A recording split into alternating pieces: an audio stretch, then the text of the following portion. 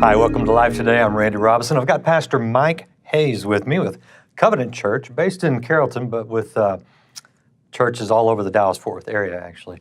He's got a new book called Influence. We're talking about leadership here. Good to have you, Pastor. Nice to be here. So, a few questions when it comes to leadership's kind of one of those topics, you know. I like that you use the word influence because a lot of times I think we don't necessarily see ourselves as leaders, but we could still have influence, can't we? You know, I didn't see this until I already had the book just about finished, but John Maxwell, who's a great leadership teacher, I found a quote of his online that Maxwell says, leadership is influence, never anything more or less than that.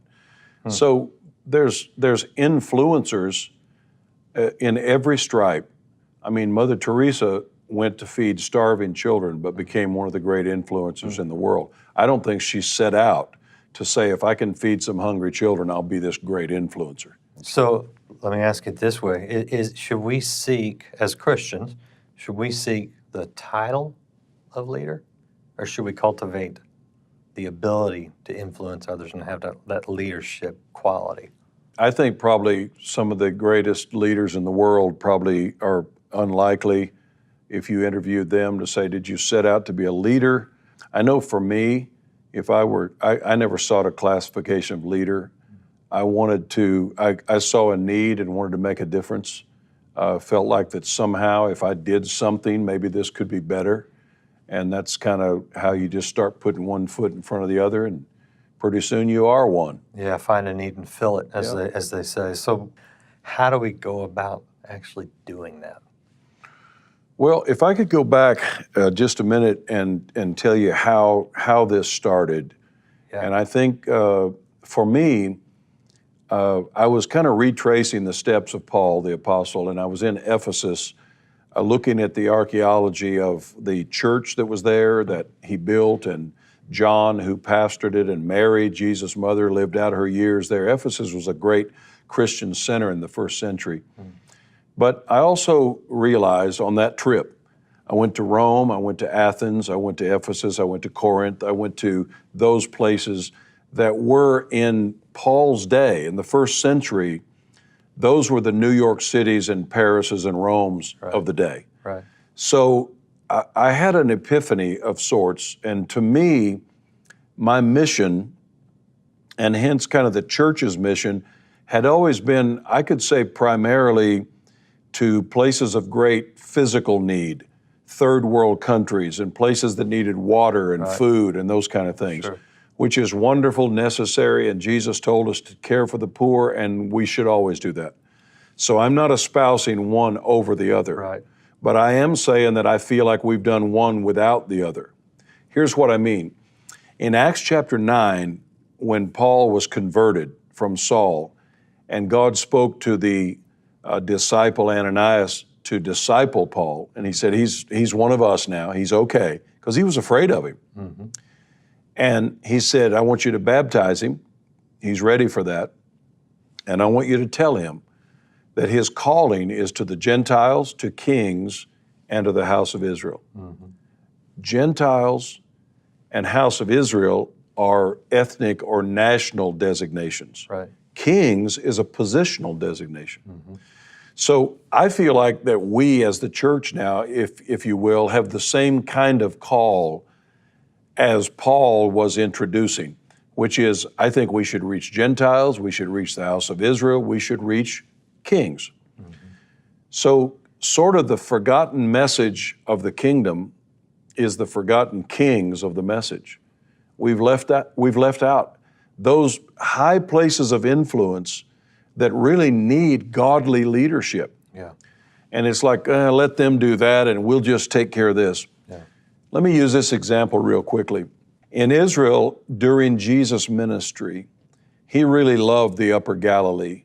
We would say that was the country. That was where country people lived. Fishermen, carpenters, simple people, salt of the earth people, but that wasn't Jerusalem. Jerusalem was their capital. It was the leading religious center, economic center. Jesus didn't minister much in his early ministry in Jerusalem, and yet he knew that was ultimately his destiny, if he was going to change the world, he had to influence Jerusalem. Mm-hmm. And it seems to me like the enemy was glad for him to stay up among country people and do all the miracles he wanted. Mm-hmm. When you really look at the ministry of Jesus, other than the temptation in the wilderness, the devil didn't do much to bother Jesus as long as he stayed in the country. But when he came to Jerusalem, all hell broke loose, as they say. Mm-hmm. Because Jesus realized, I'm not going to really move the needle on changing the world until I influence the powers that are in charge in Jerusalem. Mm-hmm. So I think as the church of Jesus Christ, we should do good works, and we always will. And the church, by the way, does more good works than all the other organizations put together in the world, for the poor, for those in need. But I don't think we can forget the places of power and government and influence, whether it be Hollywood through the media, or New York through finance, or Washington through government. The kingdom of God has to be represented there too. That can be a little scary because they'll kill you. Yeah, that's right. But how do you know as an individual? So I hear you as a church, yeah, we should reach all these areas.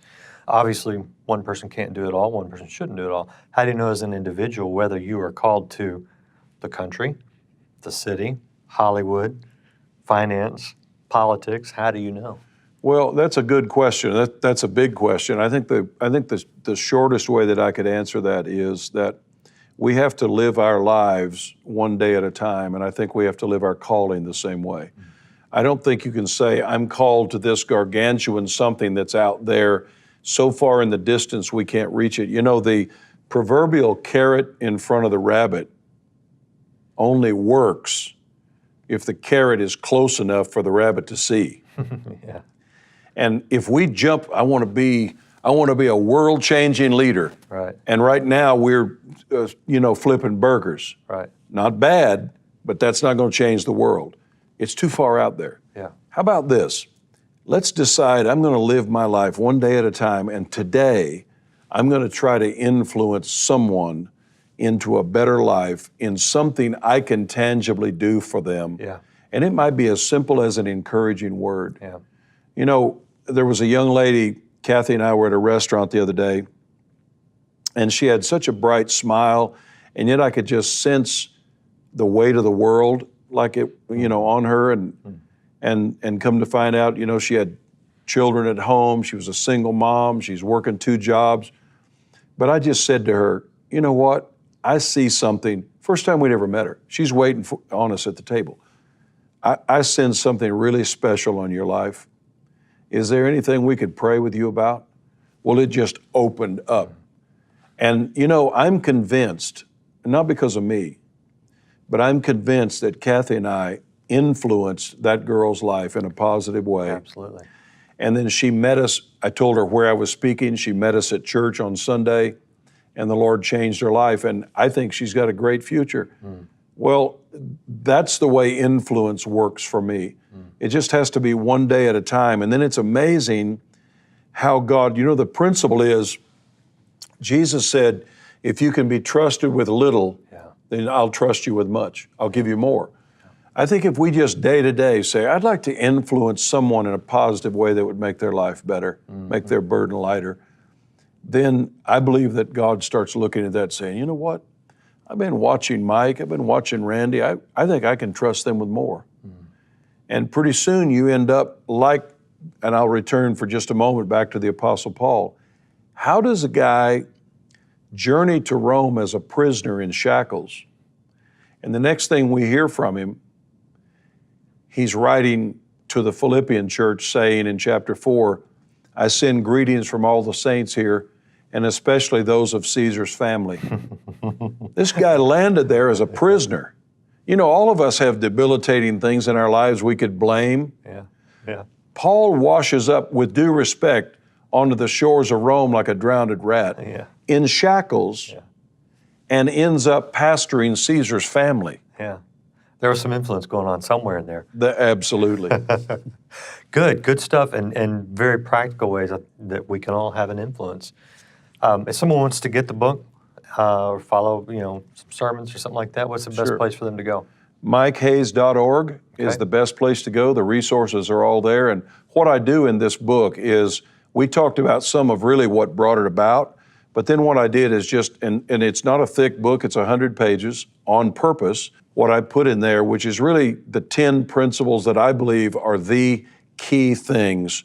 Whether you're a housewife leading children, a kindergarten teacher, or the President of the United States, it's the 10 things that leaders have to do to have a balanced and effective life. Good. Check out the website, check out the book, and if you want to hear more from Pastor Mike Hayes, you can see him on Life Today. That's available at lifetoday.org. Thank you for watching and sharing this interview. Be sure to check out the social media for Life Today Television, and you can connect with me on Facebook and Twitter. And if you haven't already subscribed or followed this channel, do it now so you can see more of our great guests.